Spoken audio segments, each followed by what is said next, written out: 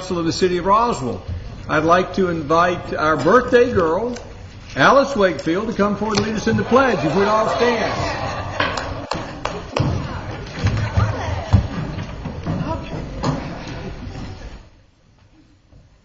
Allegiance to the flag of the United States of America and to the republic for which it stands, one nation, under God, indivisible, with liberty and justice for all. This time I'll call upon Councilmember Nancy Diamond for an introduction.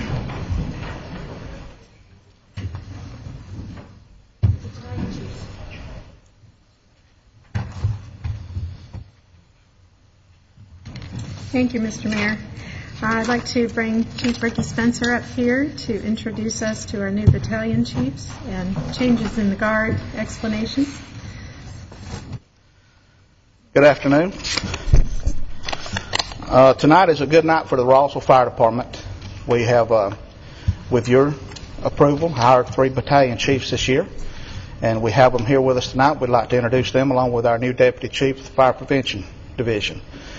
So, if I may, Michael Vickery, battalion chief on A shift. Come on up, Mike.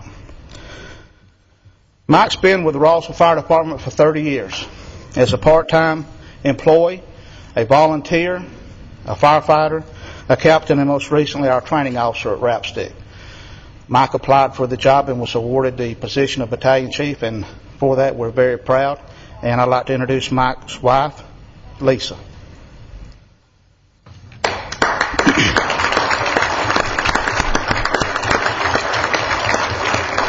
We're applauding for Lisa. That's right. Van Cowan, battalion chief on the B shift.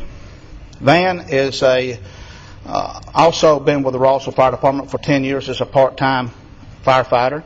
And what I forgot to mention with Chief Vickery is that he retired from the DeKalb County Fire Department with over 25 years of service. Actually, it was 30 years of service, and came to work with Roswell.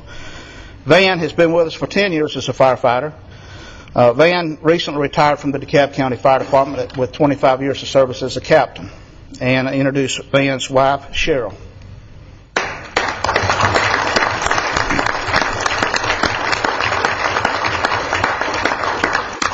And David Rogers, battalion chief on the C shift, also known as Buck Rogers. David has been with the Roswell Fire Department for over 10 years. He also has recently retired from the DeKalb County Fire Department as a battalion chief with 25 years of service. And David lives in Snellville, and his wife is Julie.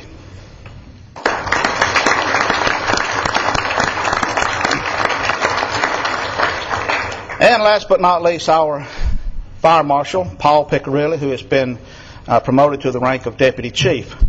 Paul has been with the Roswell Fire Department for 24 years. He rose up through the ranks and is now in charge of the fire marshal's office and fire prevention division. Paul lives in Woodstock with his wife, Beth. Beth, please come up.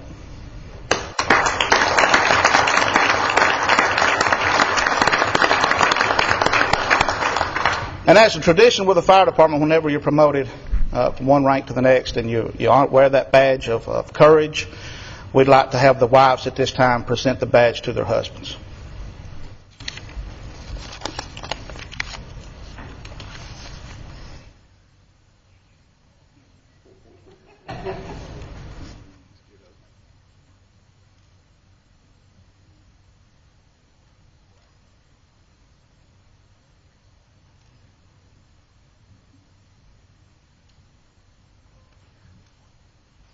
Let's have one more hand.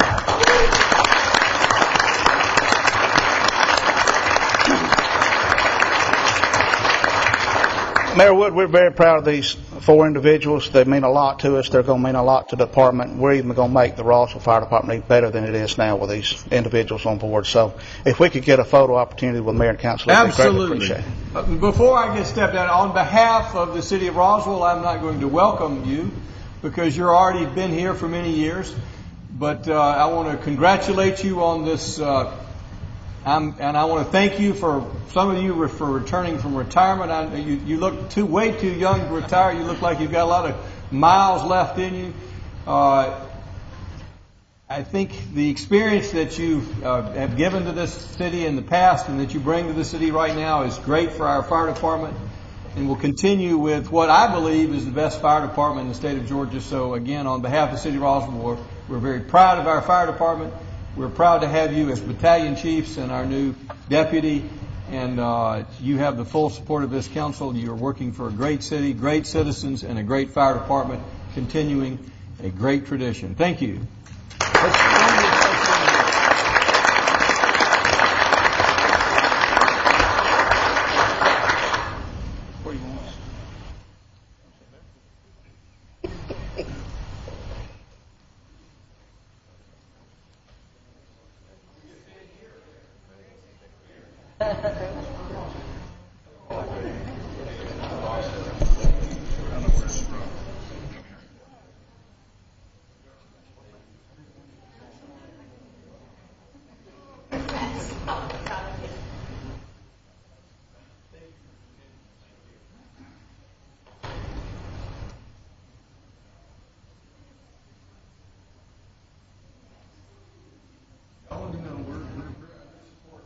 And squeeze together, please. Yeah, act like you like one another for a second. Yeah, I can't get this group. We might have to double up. That turns sideways.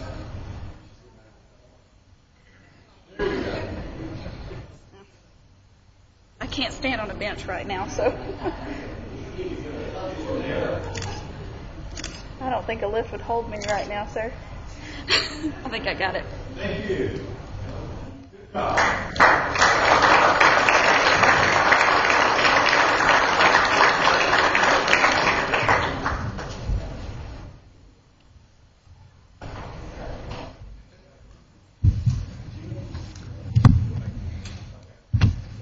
Rich, you're up next. You've got someone to introduce.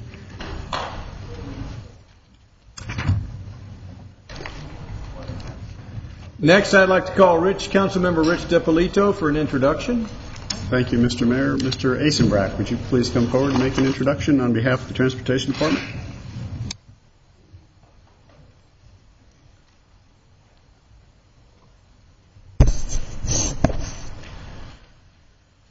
Thank you, Councilman DiPolito. Mr. Mayor, members of the City Council, that's going to be a tough act to follow, but here in the Transportation Department, we like to celebrate our own victories. I would like to introduce to you tonight Mr. Derek Crowder. He is our new Signal Systems Manager, comes to us from Tampa, Florida. Mr. Crowder is extremely well qualified, and we're very fortunate to have found him after a great deal of a national search. We have a individual here who comes from a background of local government, worked in the city of Valdosta, also worked for the Georgia Department of Transportation, and also worked for Arcadis, a very prestigious engineering firm. Has all the bases covered, and is going to be the person who's going to spearhead our effort to bring our traffic signal system into the 21st century, where we are connecting, as you know, all of our signals with fiber, upgrading all the controllers, running that all back to Hembry, upgrading the 911 center, going to really revolutionize our whole surface transportation system here. And it has been, as Kay and I spoke, we've turned over a lot of rocks to find Derek, and we were very happy to have him as a member of our team. And so I present to you Mr. Derek Crowder. Derek, come forward.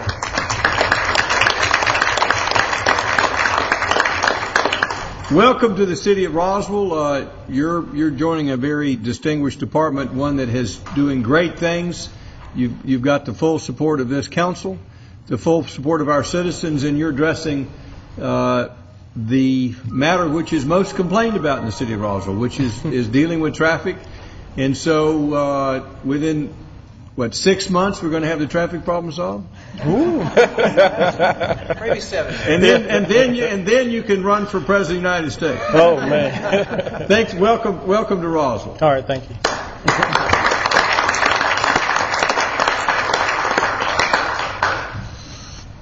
At this time, I'd like to call Julia Luke Ford for the presentation, and I understand for the 6th time we've won an award.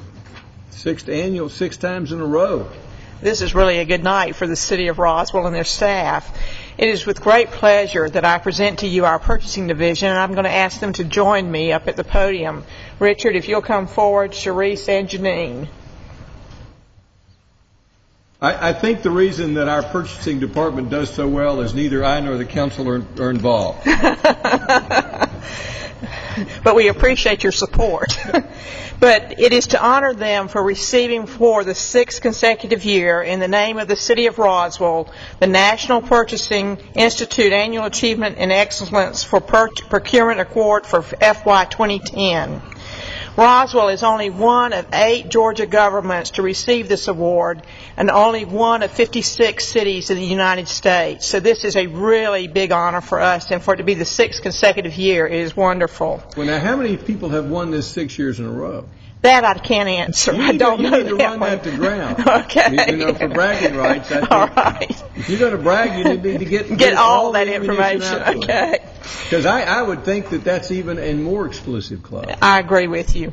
They've also been recognized by the Universal Public Purchasing Certificate Council for having 100% of our purchasing staff earning the Certified Public Buyer, CPPB, or the Certified Public Purchasing Official, CPPO. At the time that we received this award, we had 3 CPPBs and a CPPO. So I want to congratulate y'all on a well-deserved awards. Thank you so much.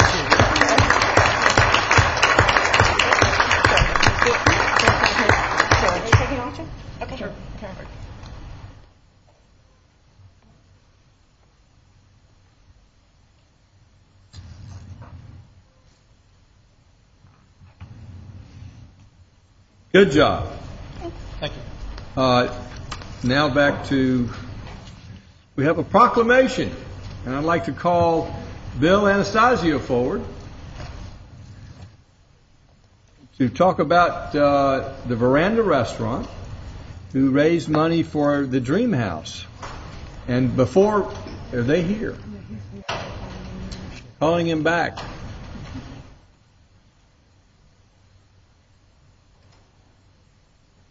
We have representatives of the Veranda Restaurant, who serves great food here in the city of Roswell. One of our better restaurants, one of our best restaurants. I'd like to first read a proclamation with regard to this event. It's a proclamation regarding the Dream House for Medically Fragile Children, Inc. Whereas Dream House for Medically Fragile Children, Inc. was founded in 2001 by Laura Moore, a pediatric nurse and nurse educator who recognized that although heroic medical efforts were made to save children, many times their families and communities were unprepared or unable to take responsibility for their complex care at home. And whereas Laura Moore's vision has benefited more than 1,000 children in 50 Georgia counties and 9 states, and has a patent pending Dream House Family for Keeps transition model of care. And whereas Dream House for Medically Fragile Children, Inc. relies on dedicated volunteers and specialized staff, which is vital to the success of this organization. And their professional services, time, and talents empower families to care for their medically fragile children at home, improve their quality of life, and benefit the state of Georgia, the taxpayers, and healthcare institutions by providing a more efficient and effective way to care for these children. And whereas the 2nd annual Tristan's Dice Run motorcycle ride will be held on Sunday, October 24th, beginning at 9:30 a.m. at the Harley-Davidson Killer Creek in Roswell. This benefit was inspired by the City of Roswell Lieutenant Bill Anastasia. Bill, raise your hand. To bring recognition to Dream House for Medically Fragile Children, Inc., and introduce the community to this organization who offers so much to our citizens and children in need. Therefore, I, Jerry Wood, Mayor of the City of Roswell, do hereby recognize Dream House for Medically Fragile Children and urge all the citizens in Roswell to acknowledge their outstanding contributions and dedication to the community, and to encourage everyone who has a motorcycle, or at least knows how to ride one and can get one, to attend and participate into the second annual Tristan's Dice Run motorcycle ride on October 24th, 2010. And I assure everyone who wishes to ride, the weather is going to be just as nice as this. We're going to have another beautiful day in Roswell. I'm confident Councilman Orleans will be out there on his motorcycle. And I challenge the other council members to get on their motorcycle and ride with them. And with that, Bill, if you'd come forward and tell us more about the Tristan's Dice Run motorcycle ride. Yes, sir. Mr. Mayor, thank you, Council, thank you. Lori Wood from Dream House was supposed to be with us tonight, but we got our signals crossed and she is running late. I brought with me instead Captain Herb Emery, y'all know from radio, helps us get to work on time.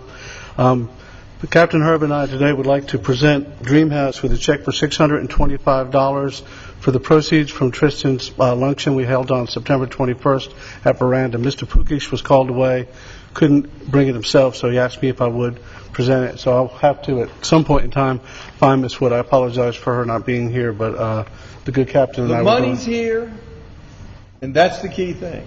So appreciate your efforts to raise this, and appreciate all you're doing for the community. Well, thank you, sir. I appreciate Let's have it. a hand for Dream.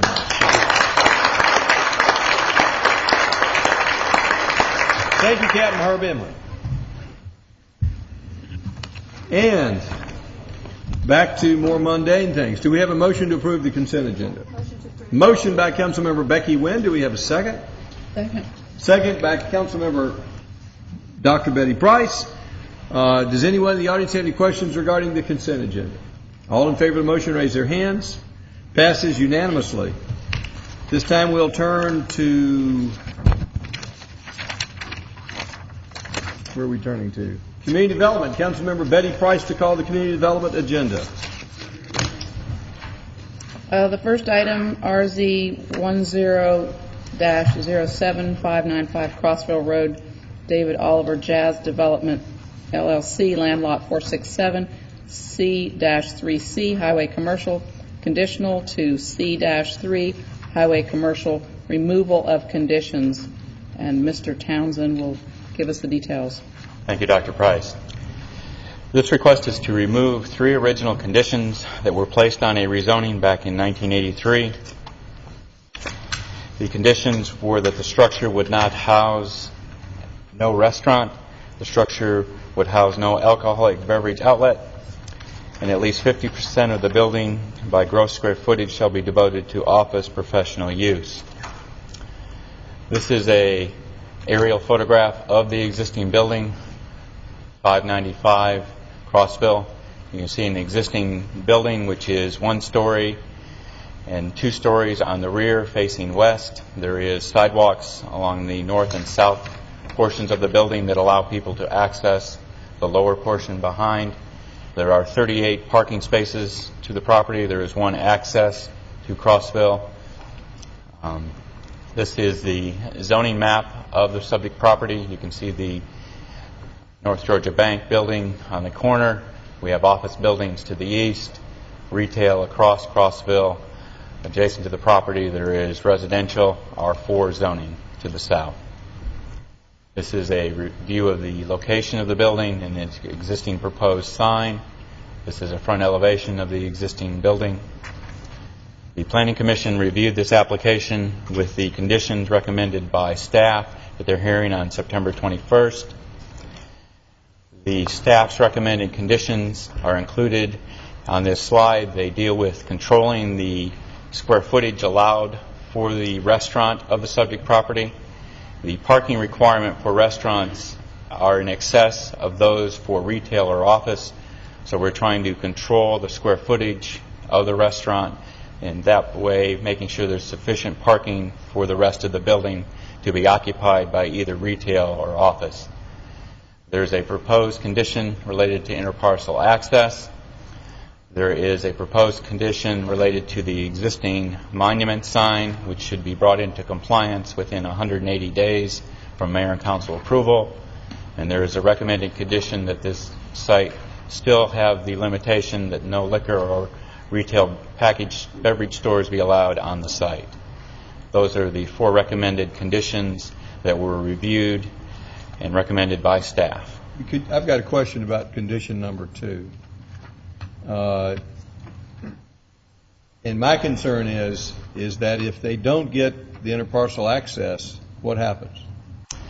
If the way it is written currently, that then no interparcel access would exist. I mean, there have been conversations today with Councilman DiPolito as well as with the legal department on how this condition could be redrafted to language similar to this.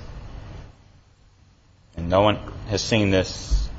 I understand that. This was drafted today at the request of Councilman DiPolito by the legal department.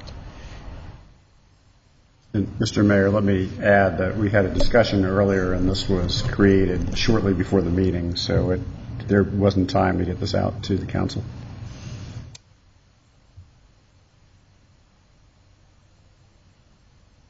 I'm just trying to read it here. I hate crafting language up here as we go, but I want to try to move I this understand along. that. And I wasn't comfortable with the condition as it currently read. I understand that, Mayor.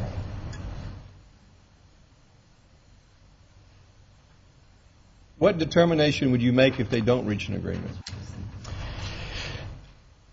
The way my Make understanding... such determination. That's Right. What does that mean? The way my understanding would be is if North Georgia Bank or the property, which is currently the Drake House to the south, would come in for some redevelopment or some development approval and would want interparcel access to the north, as we can see from this aerial, the southern property line is the red line of the current property. So if the Drake House came in for some redevelopment, interparcel access would allow them to get to Clara Drive. That thought process has been with the extension, Mansell extension. There was some designs that actually extended that cul-de-sac to the east, connecting it to the Mansell extension, thus providing proper circulation in the area. So if the applicant accepts this condition, he would agree to interparcel access, but it wouldn't be defined where the interparcel access was?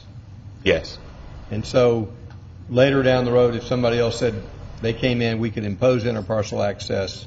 We would not be stopped from this property owner This property prohibiting. would have consented to it in advance. Correct. All right. Do we need to place a limitation that he could not build something in the way of this? I mean, that would be my sort of last concern is that if under current zoning, if he built something.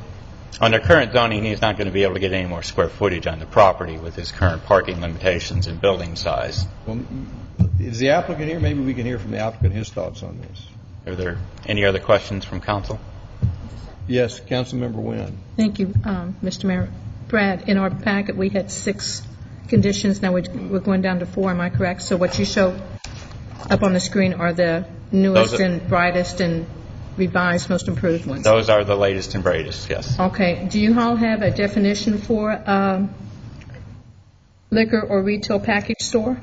Because my understanding is that when I read the minutes of the Planning Commission, they were looking at maybe selling wine or something like that. So is there a definition that we have for that?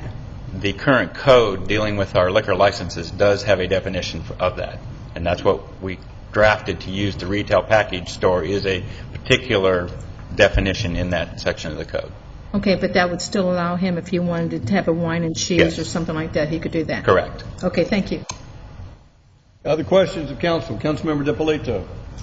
Thank you, Mr. Mayor. Mr. Townsend, we had in here a condition about the 50% of the building being devoted to office professional, and I guess we're trying to provide some additional flexibility to the applicant, but at the same time there's concern about the parking. So I'm a little confused as to how we're solving that problem right now. Could you explain that? The biggest parking demand would be a restaurant. If there was a tenant with a restaurant, it could not exceed more than 1,500 square feet. With that caveat, the rest of the space could be leased completely to retail, and they still meet the parking numbers. And it could still also be leased all as office and still meet the parking numbers. So it could be all retail with the exception of 1,500 square feet yes. of restaurant, and it would park per what's there currently? Correct, what's currently there. Okay, thank you. Councilmember Price. What we're looking at on the slide is 1 through 4, Yes. whereas in our packet there were 6 items. Is 5 and 6 gone, or 5 and 6 were removed by the Planning Commission. That one of them dealt with the seasonal planting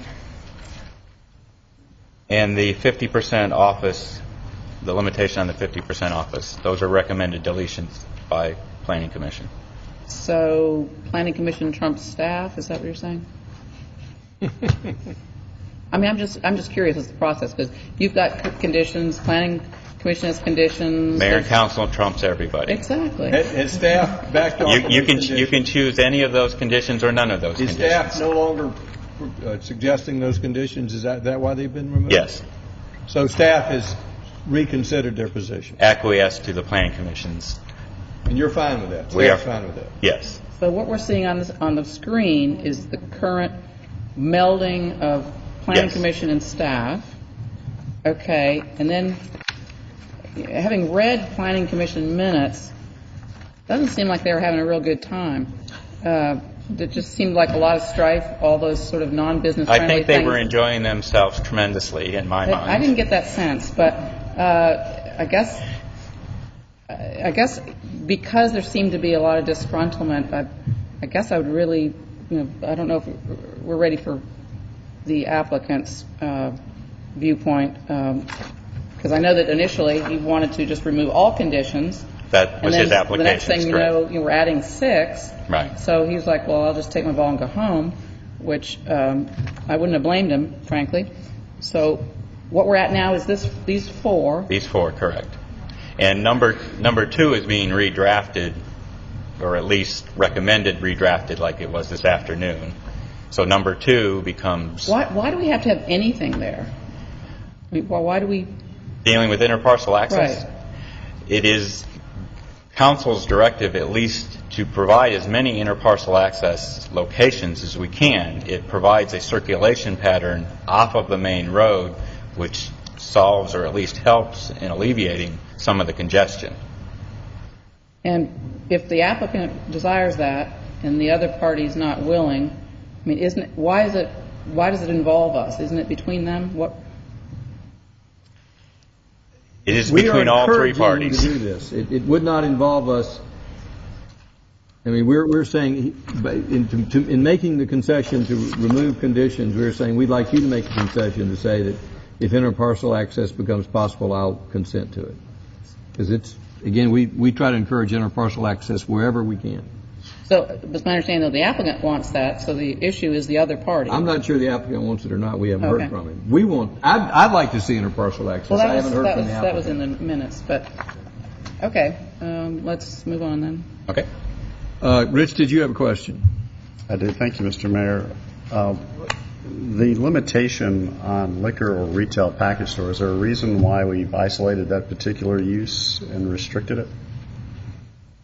It was the original condition. I don't know that we've zeroed in on that for any particular reason. It may have been there originally. I mean, there was a church next door, correct? Was there a church There at was that an point? existing, right, and there is residential existing next to the property currently. So that was probably why the original condition felt, appropriate. Does our ordinance limit liquor package stores? I think you adjacent have to have a distance between package stores, don't you? And there's one right across the street. So That right, it may David? not, may be a moot question. Well, I'm just wondering if we need to have it at all, because it seems like it's a leftover from previous Right. situation that has now gone away. So it almost seemed like we really don't need that. That's up to the council. Do you see a reason that we need this liquor? If it was originally placed because of the church, no, because the church is no longer in I'm just saying, existence. from independent of that, do you see a reason? Does staff see a policy reason that we would need this? There isn't a distance between existing ones, is there, David? No. But there's a distance from residential property, Right. and I think that's 200 yards. So, Okay. Any other questions, Rich? Yes, thank you. Question on the site plan. We have shown 2 spaces on the south property line that don't appear to actually function because, can you go to the site plan? They're right under the number, I guess, would be, or where that tree Do you is not have at. a site plan?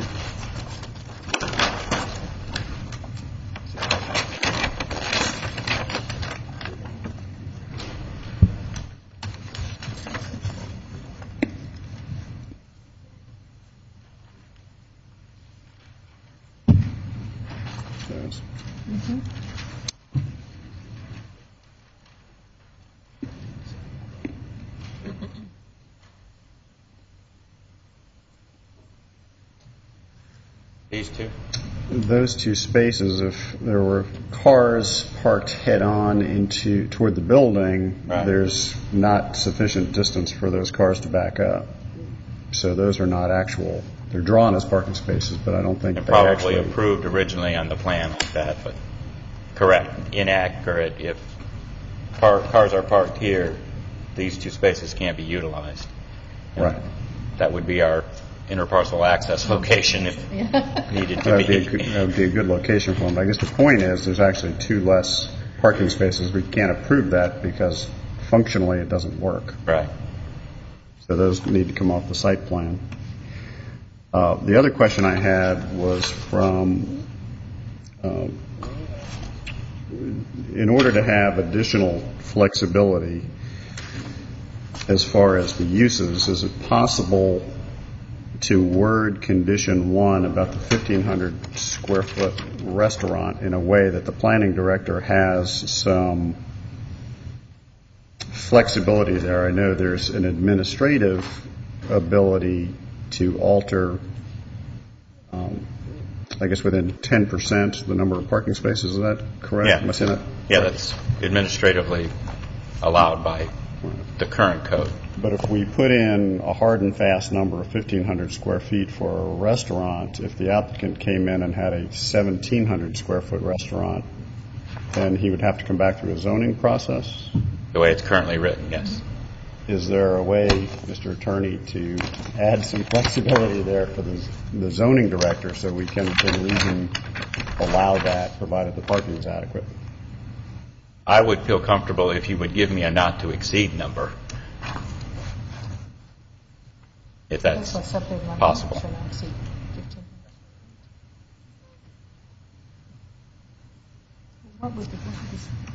Yeah, I guess my thinking on that is, if he wanted to add a little bit more square footage on the top floor to have a larger restaurant, but he converted some of the ground floor space to Storage only. or something like Right. that. I mean, just to enable a little bit more flexibility here to try to help the project work.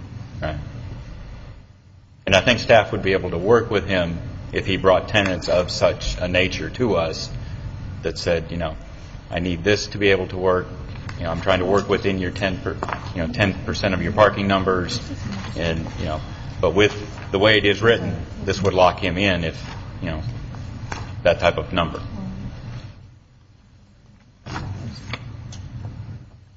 Mr. Attorney, do you have other suggestions?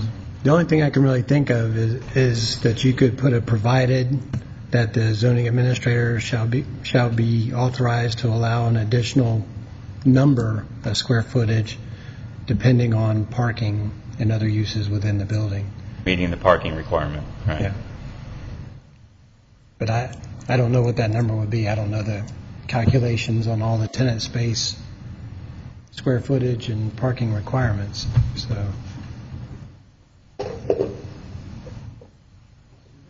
Number come to you?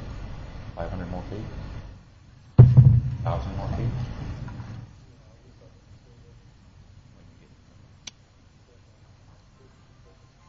I'm sure he'll bring up a number.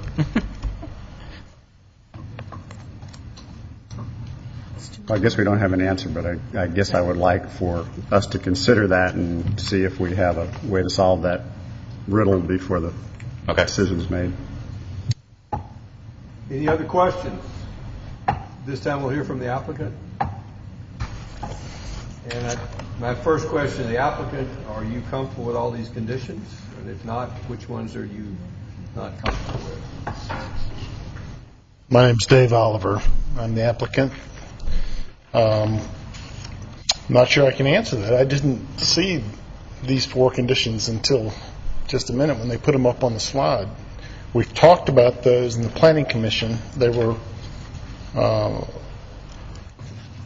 consistent with the 6 that were recommended. Some of them were. But I thought we had agreed and resolved the restaurant square footage issue, the interparcel access issue, and the alcoholic beverage issue. I did agree to make the sign conform. That was, I think, number 4. I don't have it in front of me because I wasn't provided with it. So I'm not sure how to respond. I guess I would like to know if it's permissible to withdraw my application at this late date and waste your time. I think. Is it? Can I? He could defer. I was told that I could only do that after the Planning Commission within certain time periods. And another option is defer, and we may try to work things out, Mr. Davidson. You can ask for a deferral, and it wouldn't cost you anything. If you withdraw, then it would cost you a year. You couldn't come back before the council with this plan for a year. So you could ask for a deferral until next month to work through this if you wanted to with staff, and then bring it back to council next month. None of these are life or death. I mean, we're trying to do a good thing here and renovate a very old, decrepit building, and I can live with 0 changes to the zoning, or I could live with the ones that I requested, which were very reasonable. Right. But we spent 2 hours on September 21st talking through all of these things and coming to a resolution after much discussion. And then to have item number 1 come back up and say that I'm limited to 1,500 feet, not 1,600 feet, not 1,700 feet. We talked about that for 2 hours. I hate to waste your time even going through this. I mean, this is... It is not a waste of time if it will help you get this... I'd like to strike number 1. I'd like to strike number 2. I'll agree to number 3, and I'll agree to number 4 with the caveat that if it's alcoholic sale as part of a restaurant that sells packaged wine or sells alcohol for off-premise consumption, I'm allowed to do that. I'm not going to do a liquor store. I'm not going to do a package store.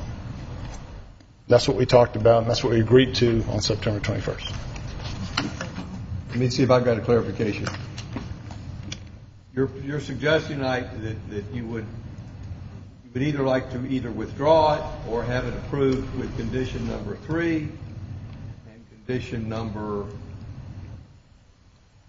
4. Maybe explain 4 again to me.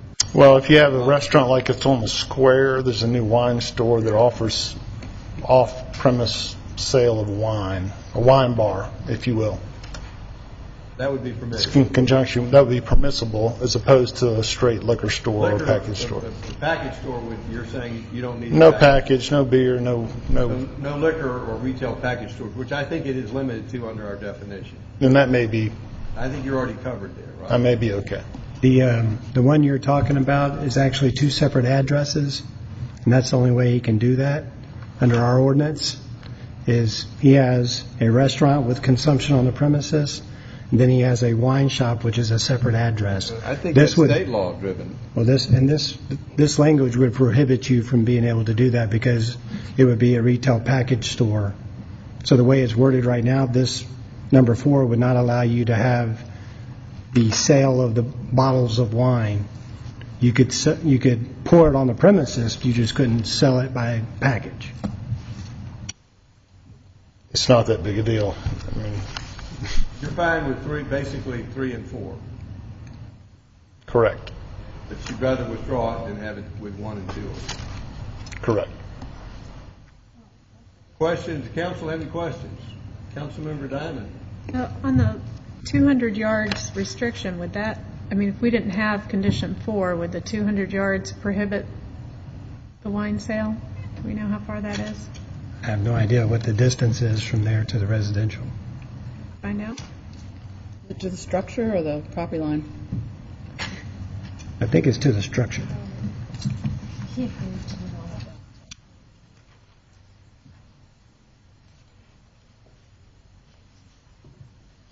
And I think the language is actually from the front door of the establishment out to the sidewalk, down the sidewalk around to the other property. So he would probably be, yeah, to say go out to the sidewalk and go around, yes.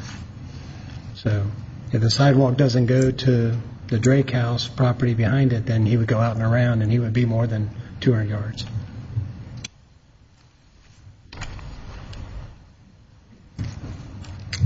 Mr. Oliver, what about the revised interparcel proposal? Was that any more palatable to you than what you see on there? Well, the problem with it is it says that, I haven't seen that until I arrived this evening.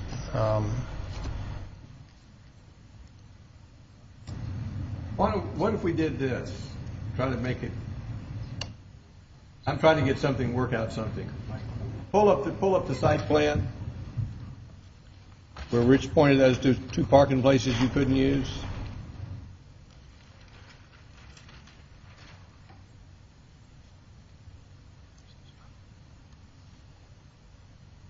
Rich, and what if we just said that if interparcel access became available, you would allow interparcel access in where those two parking places are, because you really can't use them anyway. I'm generally in favor of interparcel access. I just don't like to make a decision about my property 15 minutes before we have a final approval of zoning. I mean, it should be something that two private property owners work on, and I understand the global concept of interparcel access, but I'm reading this for the first time. I am too. All right, I appreciate that. Councilmember Wynn. Mr. Oliver, I'm looking at the Planning Commission minutes, and you said that you were okay with those conditions that they passed? Because they passed three. That was the interparcel, the sign, and the no liquor package stores. That's what the Planning Commission passed on September 21st.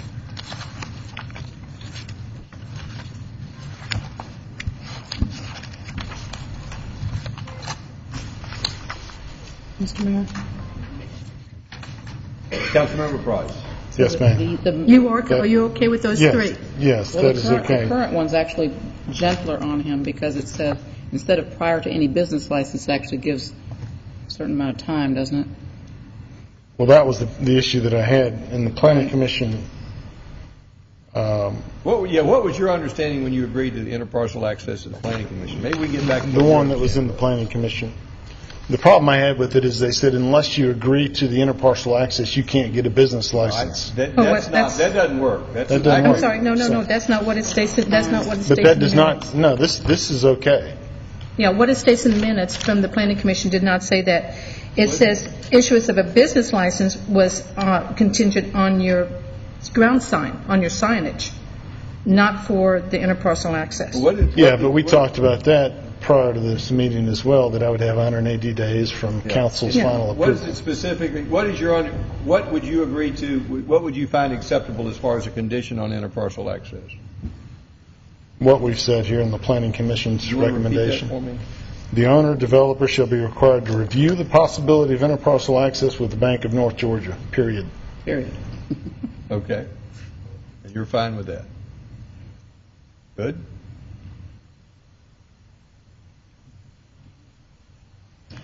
Other questions? Councilmember Price. Yeah, the other difference between planning commissions and what's on the screen now, as far as the sign The 180 issue days. is 180 days Right. compared to business license. Correct. And so really, number 3 as on the screen is more workable, I would assume, than prior to issuance of the business license. Yes, ma'am. So that one works. Yes, ma'am. The only issue I see is the concern is the liquor. Did we resolve the liquor issue? Well, some folks don't care, but we haven't taken a vote. No, I mean as regards to the distance and all that. No, I don't think we've come to any firm conclusion. I don't have my code with me, and I don't know the exact distances, but just from looking at it and the way the definition reads, he would be able to have a liquor store unless this condition is in there, or a package store.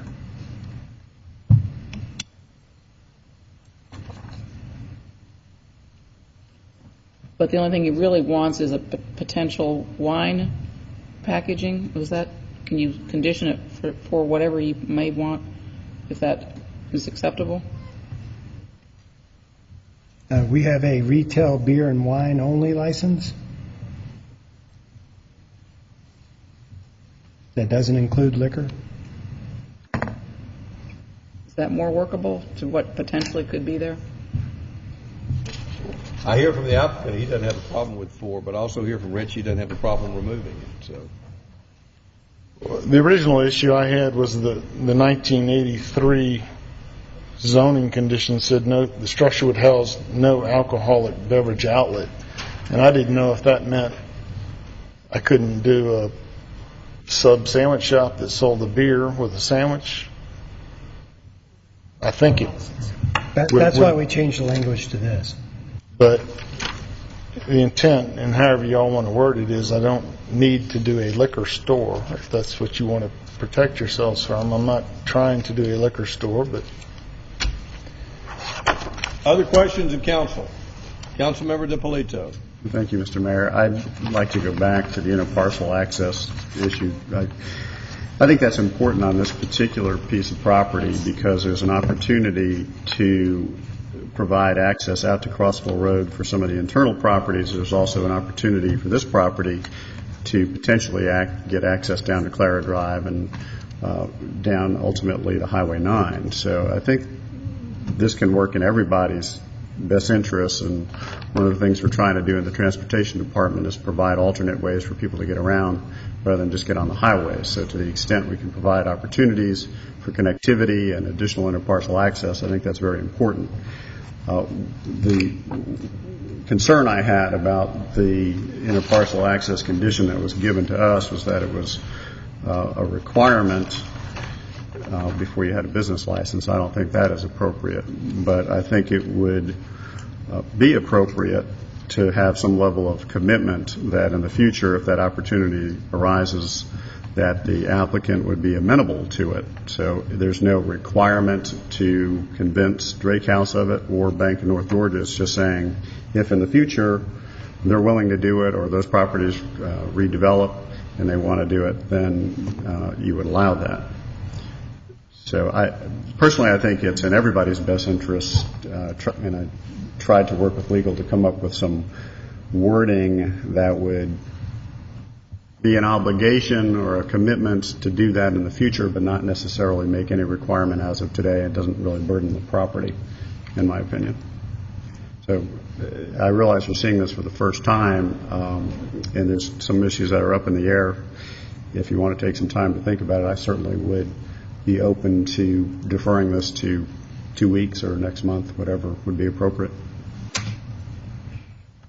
And Mr. Oliver, if you do have some comments on the interparcel access, I'd be happy to hear them, or you can think about it some more, whatever your pleasure. Well, as we talked about in the Planning Commission, generally it's for my benefit. It's a single entrance, right in, right out. It's median bound. Any extra access I could get out through Bank of North Georgia, which is what we primarily discussed about because that was the condition that was drafted, was specific to Bank of North Georgia. To say we would do away with these 2 parking spaces that are in front of the building and provide some future agreement is hypothetical, and it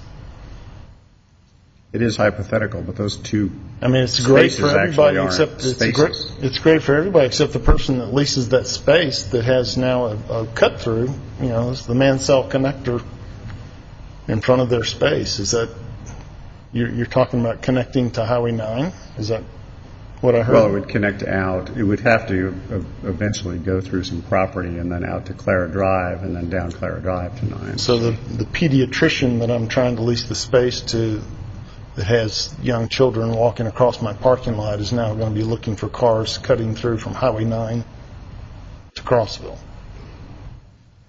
I mean, hypothetically, I hear what you're saying, but to say I'm going to agree to this and that's great for everybody it has to be studied, I think.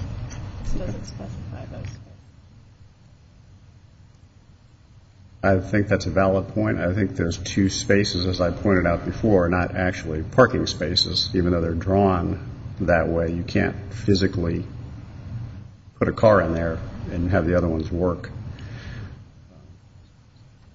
So that's something to consider. There's also, you have a valid point. Is there going to be a high volume of traffic? I doubt it, but that's certainly something to consider.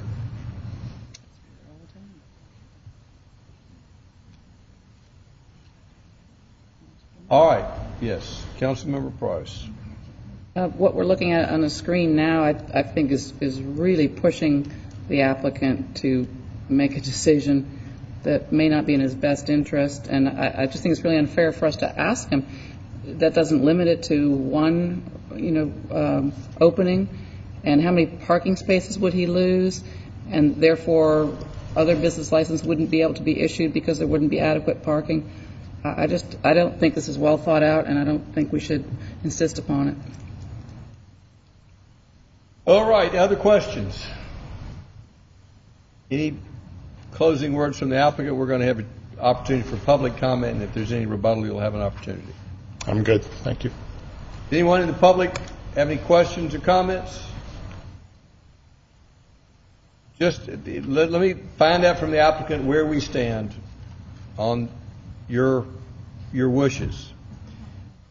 And if you'll recite where you stand right now for this council as with, and I see you have 2 options, is you will either support a dismissal, there's 3 choices, deferral, dismissal, or you would accept these conditions. And I want to get, we've been around and around. I'm not suggesting you change your position. I just want to get a final clarification of what your final position is. I understand. This is your final, what's that word? Your final answer. This is your final answer. I'm okay with the Planning Commission's recommendations, with the exception of item number 2, which talks about bringing the sign into conformance prior to the issuance of any business license. And I think Mr. Townsend has drafted something that said that it would be within 180 days of council's final approval. Mr. Townsend, the Planning Commission is not the ones up here, is it? I'm trying to get something on the screen versus what the Planning Commission. No, and this is new to me as well. So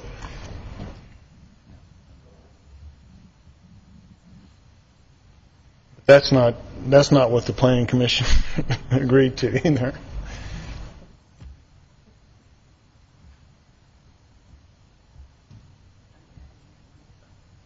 Well, I understand, Councilman Price. I just wanted to hear from the applicant just to get his final answer. I could read them. I'm going to go to the staff report that you have in your package on page 2.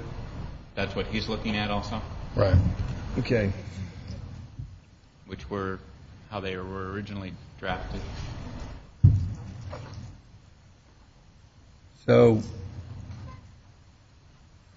those 3. You're fine with those 3, except item number 2. On number 2, the Planning Commission did discuss allowing it to sign be brought in compliance within 180 days. He's got 180 days. Instead of holding the business license. All right. I think we've got a clear understanding. I think we know what your final answer is.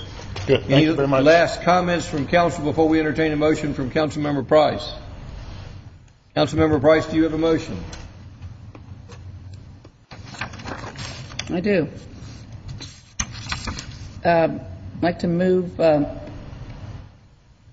approval of the changes of conditions for RZ 10-07. The conditions being 3 conditions. Number 1, The owner-developer shall be required to review the possibility of interparcel access with the Bank of North Georgia. Number 2, the existing ground sign must come into total compliance with existing sign regulations within 180 days of approval by council.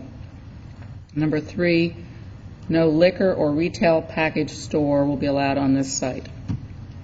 We have a motion. Do we have a second? Or any amendments?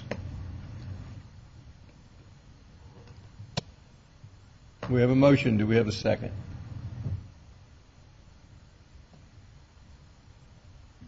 You're studying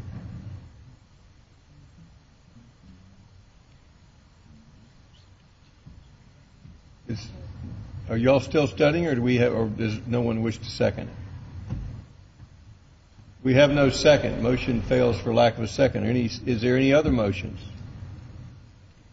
I don't know about motion. I'm comfortable with the idea of number 1. I'd just like some language that was a little more specific. Right. Would you give us Yeah, you're going to ask me what right you now. would find acceptable? Where's the one that David and that?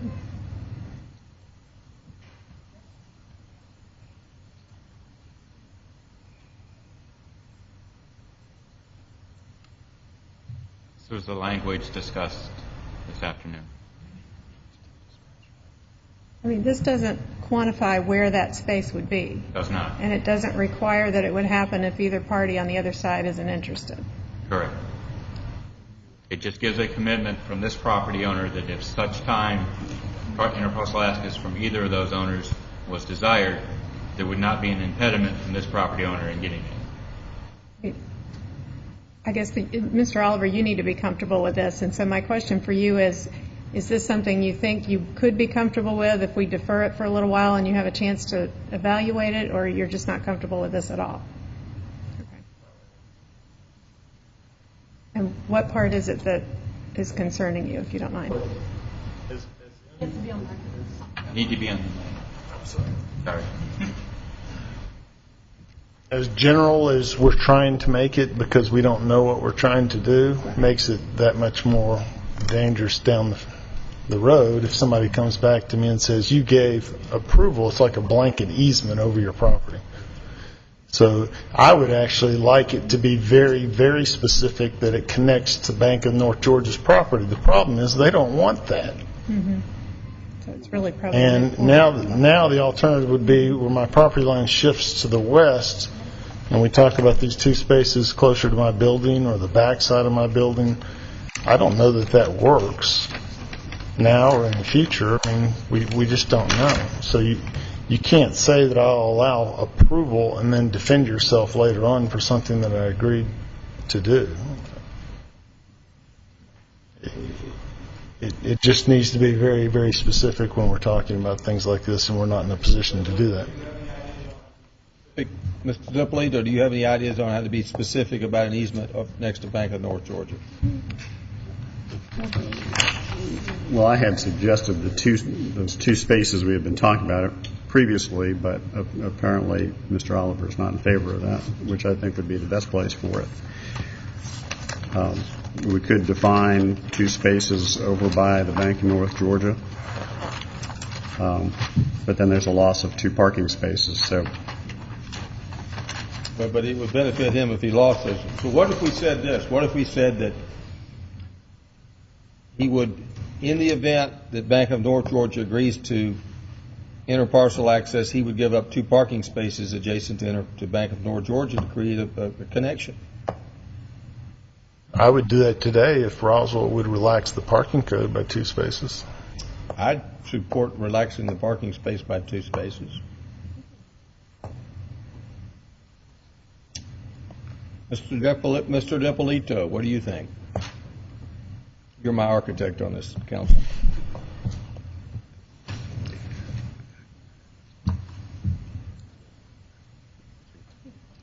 I think adding it there is fine. I guess as far as how we determine the parking spaces, we still have left that as an open issue based on the conditions. So,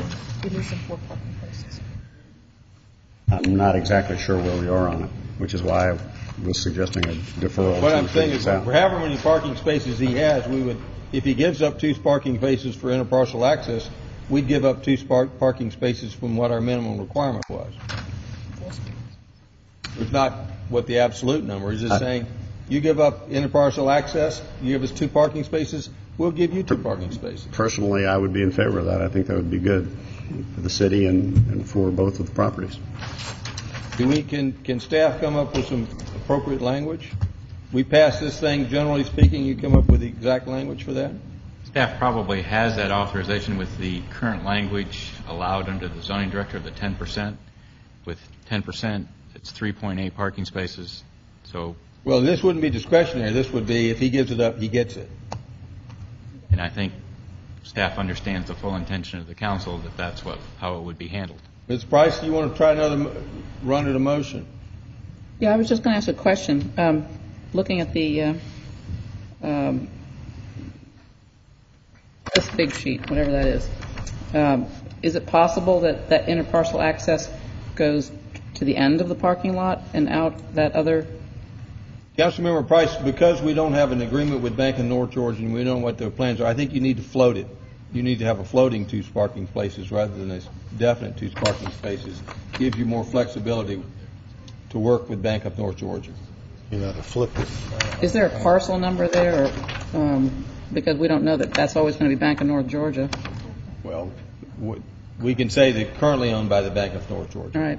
So modifying, assuming that the lack of a second was because of item number 1, may I pose another? You may propose this. You may make another run at it. This is not your. That was not your final answer. For item number 1, the owner developer shall be required to review the possibility of interparcel access with the Bank of North Georgia. I think what they're asking for is the owner would agree that in the event that that the Bank of North Georgia agrees to interparcel access, he would give an easement across 2 spaces adjacent to Bank of North Georgia, and at the same time the city of Roswell would agree to reduce his minimum parking requirement by 2 spaces. Mr. Townsend, does that cover it? Yes, sir. I'm concerned about that second clause, though, also. Can you go back? I'm just trying to get something passed. Right, I agree. Can you go back to that most recent proposal wording?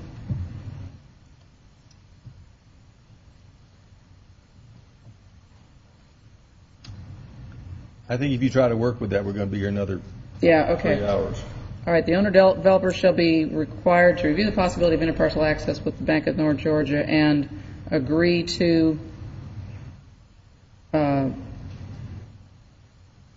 the event the Bank of North Georgia agrees to interparcel access, he'll give up 2 spaces, and the city will reduce his minimum parking requirement by 2 spaces. That sounds good. I like that.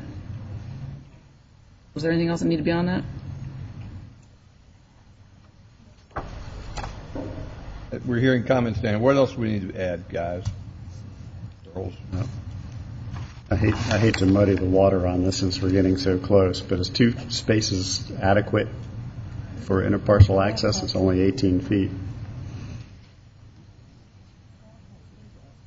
Transportation? That's why you could go down the end there. Can we? We'll work on it. 18 will work. We'll deal with planter islands and. Or should we modify the condition instead of staying 2 spaces with the spaces that he loses to provide the interparcel access? Yeah. He would be waived. Use the Mr. caveat between 2 and 3 spaces. Well, I was just saying perhaps we word it in a way that the spaces that he loses by giving the interparcel access can be waived as conditional spaces. Is the applicant okay with that? You might have to give up 2.5 spaces. He's shaking his head, yes. Yes. I'll put it on the record for him. So, Councilmember Price, why don't we make a motion that you want to pull up those conditions of the Planning Commission?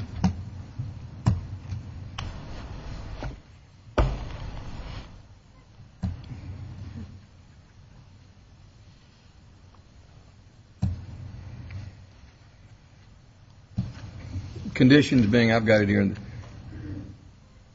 The owner-developer shall be required to grant an easement for interparcel access to the North Georgia property, not to exceed the width of 3 parking spaces, provided the City of Roswell reduces the minimum parking requirement by equivalent number of spaces. That get there? 2, existing ground side must come into total compliance with the existing sign ordinance regulations with 180 days from the date of this passage of this. And 3, no liquor or retail package store will be allowed on this site. Is that your motion, Councilmember Price? I'm happy with 2 and 3. Those are the same. If somebody could read exactly 1, I'd like to hear it. I mean, is anybody writing it down? Hopefully somebody's writing it down.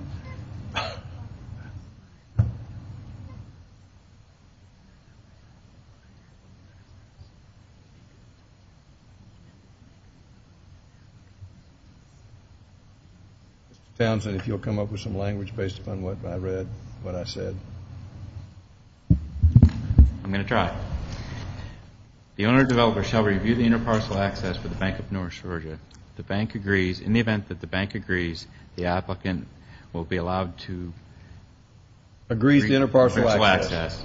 Will be agreed to remove or be allowed to reduce his parking requirement by as much as 3 parking spaces. Well, he will be allowed to reduce his parking requirement by the same amount that he gives up parking spaces for this exchange. So if he gives up 2 spaces, he gets 2 spaces. Right. If he gives up 3 spaces, and what I said in mine, he doesn't have to give up more than 3 spaces. Right. 3 spaces would be the max. Okay. Councilmember Price, if you wanted I'm sorry, I'm not writing that down, but crafted, I think we can pass this resolution with that intent, and they can craft that language based upon that intent. Yes, we can.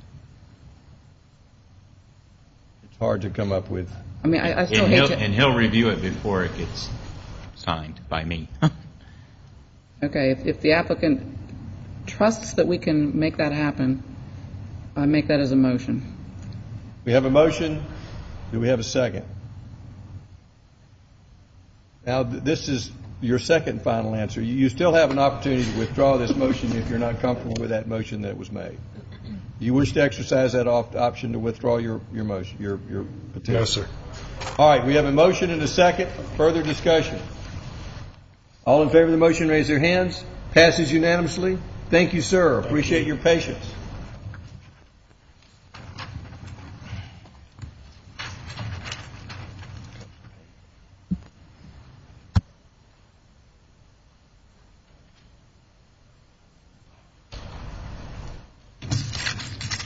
The next item, text amendment regarding precious metals and gem ordinance. This is the second reading. Mr. Townsend will present.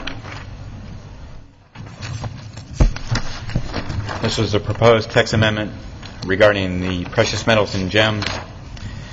This was drafted to remove the bond requirement of the $100,000, as well as it has been discussed at the September 13th meeting dealing with the grace period required. The current requirement requires a 15-day grace period, which is 5 days longer than the state requirement for pawn shops. The other item that was discussed at the first reading dealt with a distance requirement. This item was also discussed at the committee. That will be a second ordinance which will be recommended for initiation in the next item. Staff would recommend approval of the proposed precious metals and gems. The other item that was changed deals with the removal of the public hearing requirement by Mayor and Council. It now will become an administrative approval by staff. Staff would recommend approval. Do we have any questions for staff? If you'd read the ordinance, Mr. Davidson.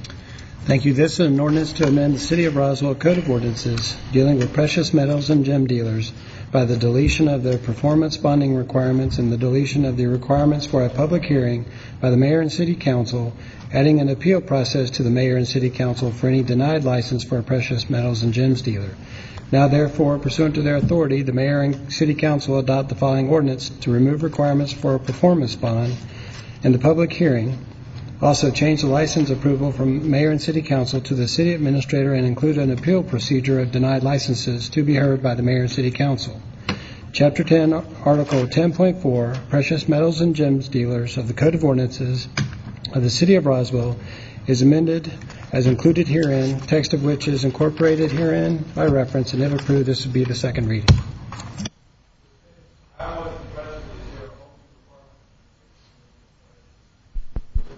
you please turn on your microphone?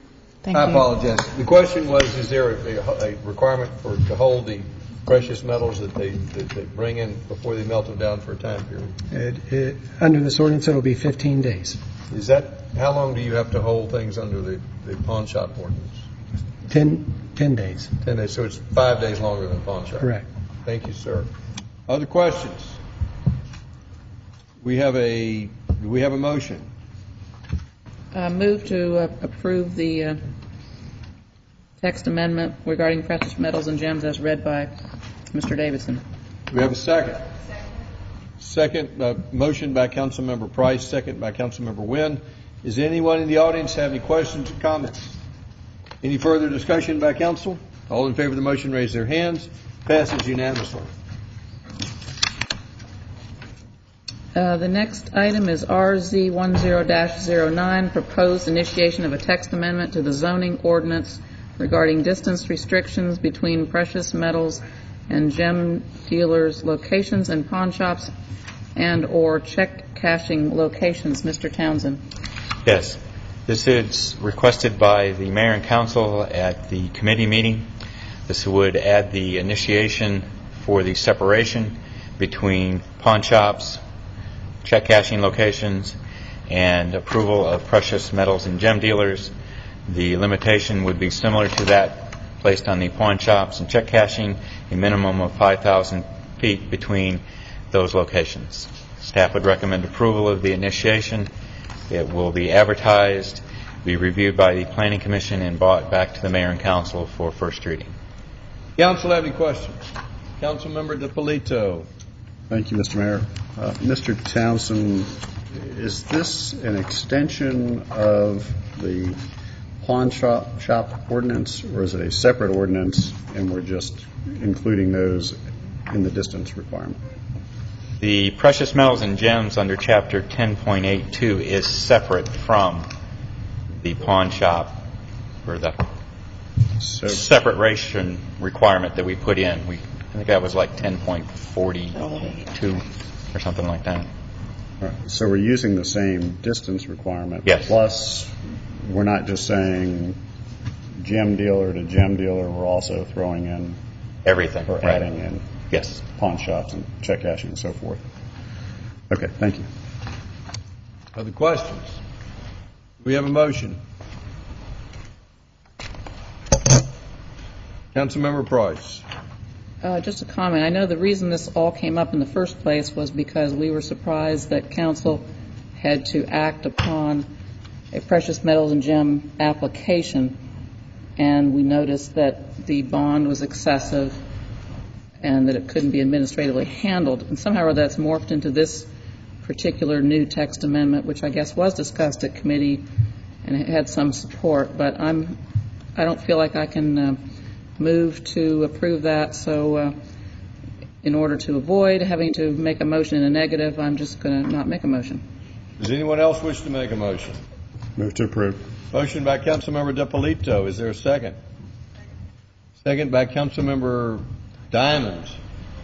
Is there anyone in the audience have any questions or comments? Yes, sir. Come forward. You'll give us your name and address. We appreciate your serving. Thank you very much, sir. My name is Zane Goodwin.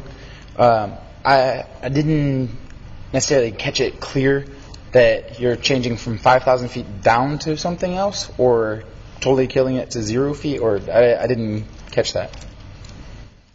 Right now, there is no distance limitations between precious metals. This would impose a 5,000-foot limit between one store and the next. Okay. Thank you very much for that explanation. Yes, sir. Does anyone else have any questions or comments? Further discussion, Councilmember Price. Well, further clarification, though, because we've combined it with pawn shops, it effectively means this is the last gem and metals business that will ever be permitted in Roswell. So it has to be 5,000 feet from a pawn shop or catch. Right. So this is it. We're done with metal and pawn shop and metal and gem shops. That's the long and short of it.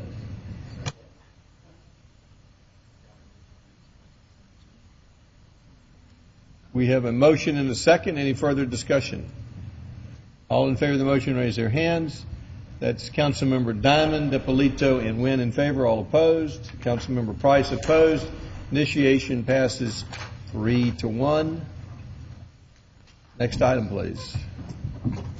The next item is the approval of a resolution to amend the Opportunity Zone boundary map for the purpose of adding additional properties to the Opportunity Zone.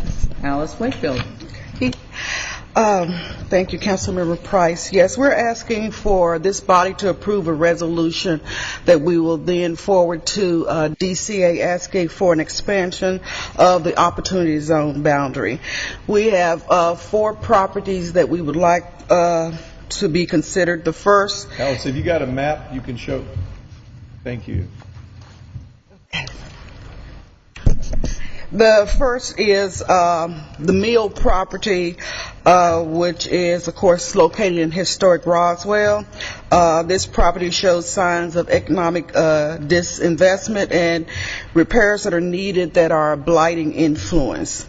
The second one is Holcomb Woods property, which is property that is currently zoned C3 with a small section of property that's zoned OP. This includes the Holcomb Woods, which is a Class C office complex, the Home Depot shopping center, and I think the other portion of the shopping center where Dunkin' Donuts is currently located. The third property is 972 Alpharetta Street, which is the Old Smith Memorial Library building, which has been renovated several times, but for the most part has remained vacant. Given the historic significance of that property, we would like for it to be included. And the final property is located in the Old Ellis Road industrial area. The property is zoned predominantly I-1C with some R1 zone property which is currently vacant but is surrounded by industrial and commercial uses. The properties include warehouses, light industrial, and Class C office building.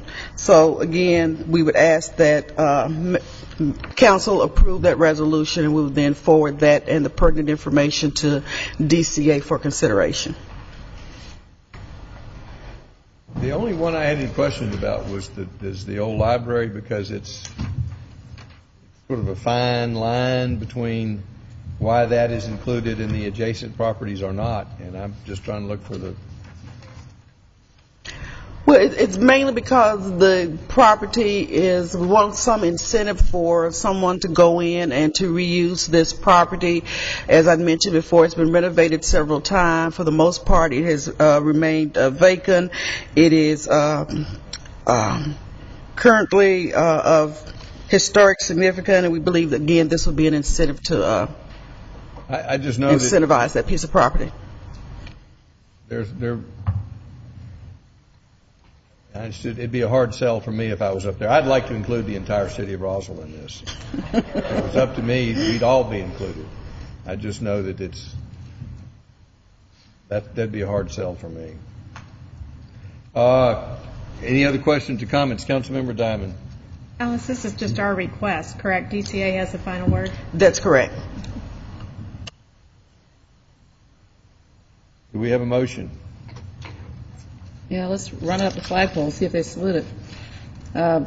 Move to approve item number 6, resolution to amend the Opportunity Zone boundary map as presented this evening.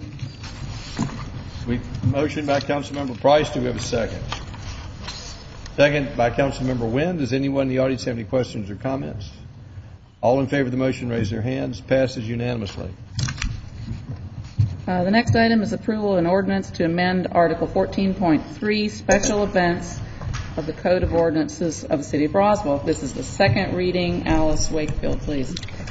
Yes, thank you. As was mentioned, this is the second reading, and the first reading took place on August 9, 2010. This ordinance is part of an overall revamping of the special events policy, and those changes that were presented and agreed upon was to change the fee structure, which be part of a resolution following this action, whereby there would be 2 tiers for the fees. Tier 1 is $150 for those events using city resources. Tier 2 is for all other events, which would be $50. Waiver of the application fee. The change that occurred since the last reading is that at the first reading, it was included that the city administrator would have the ability to waive the application fee for fundraisings for charitable events. At that council meeting, it was agreed upon that that would remain the authority of the mayor. We recommended changing the deadline, which instead of the 60 days in advance, we would allow events to apply 1 year in advance, but no later than 90 days for those events using city resources. All other events would be encouraged to apply within 90 days. There was an agreement that the sponsorship for nonprofit events would remain at $3,000 annually, and for schools it would be $500 annually. This ordinance just deals with the permit application fee. Basically, it removes the language referencing the application fee. It maintains the language allowing the mayor or his designee to waive the application fee. With that said, we would ask that that be approved. Davidson, would you read the ordinance, please? Thank you. This is an ordinance to amend Article 14.3, Special Events of the Code of Ordinances of the City of Roswell, Georgia. Now, therefore, pursuant to their authority, the mayor and council of the City of Roswell, Georgia, do hereby adopt the following ordinance. Section 14.3.4, Permit Application and Fee, is hereby deleted in its entirety and replaced by the following, text of which is incorporated herein by reference, and have approved this to be the second reading. Do we have a motion to approve the second reading? I have a question, clarification. The chart on, this got it in blocks. Is that going to be part of the ordinance or just that section? I'm sorry, the chart for the most part, with the exception of eliminating the reference to the application fee and who has the authority to waive that application fee, all the other items that are mentioned are incorporated in a detailed application package, which staff has reviewed several times. We reviewed with Councilmember Price several times. We also have the 5 approved routes. We have 2 10K routes. As you can see there, Route 1 and Route 2 along Riverside Road to Eves Road and Market Boulevard to Eves Road. We have a Midtown Roswell route, which is basically a route that encompasses, circles City Hall here along Warsaw, Grimes Bridge, Oxbow, and then up Highway 9. That's Race Route 3. We have Race Route 4, which is a 5K, and that is the Roswell North Route, which is Etris, between Etris and King Road and Hardscrapple Road. And we have a Race Route 5, which is in the same general area, but that is Crabapple Route, which is Crabapple, Hardscrapple Road, and Chafin Road. The routes were developed by the Department of Transportation and the Roswell Police Department. And those routes will be offered to applicants. The applicants still have the ability to predetermine their own routes. This is just a way to assist them in identifying routes. Any questions? Councilmember Dippolito. Okay. Thank you, Mr. Mayor. So as far as these different routes go, this is really a suggestion. So if somebody feels strongly they want to have something somewhere else, then we'll take a look at it. Yes, sir. Okay. Thank you. Any other questions? Do we have a motion? Council, is that a question or a motion? Just a question. At such time as the events package or any other details change, that just requires what? If an ordinance doesn't have I to mean, be... the ordinance should not have to be amended in the near future unless there's something within that needs changing. But if we need to tweak the event applications, for example, if we want to add a Route 6 or we want to change one of the predetermined routes, that would be handled administratively. Councilmember Price, traditionally this has been a procedure that we have established at the administrative level, so as we see that changes need to be made in order to facilitate the process, we will make them at the staff level, such as a route or a suggestion of filling out the form or what the form may look like. Since we were revamping the whole thing, I think the application packet became a part of the mayor and council review, but traditionally we have not brought those types of detail items back. However, should it be the desire of the council, we can certainly do that. But as far as like the actual changes to the ordinance, I know this is a second reading, but what is substantively different? Basically, what is in the current ordinance is the difference is basically the first sentence reference a non-refundable payment of $100 no later than 60 days prior to the proposed event. And then it goes on to say upon written request and submittal of appropriate documentation, the mayor may waive the $100 payment for fundraising for a charitable event. What the proposed ordinance is to take the references to the dollar amount out and also to take the references to the deadline out.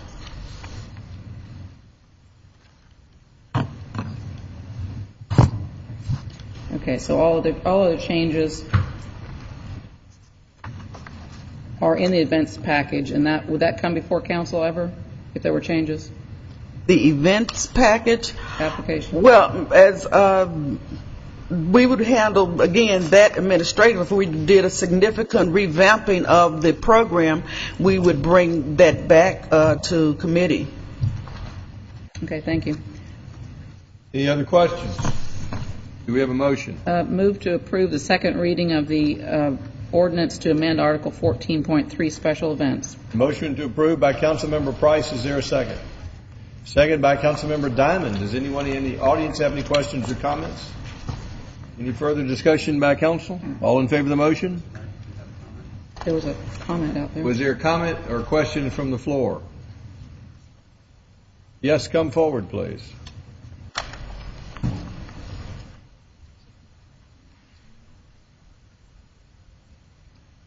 Thank you, Mayor and Council. Lynn McIntyre, 2210 Steeplechase Lane, Roswell, Georgia. My question is concerning the application itself and the process.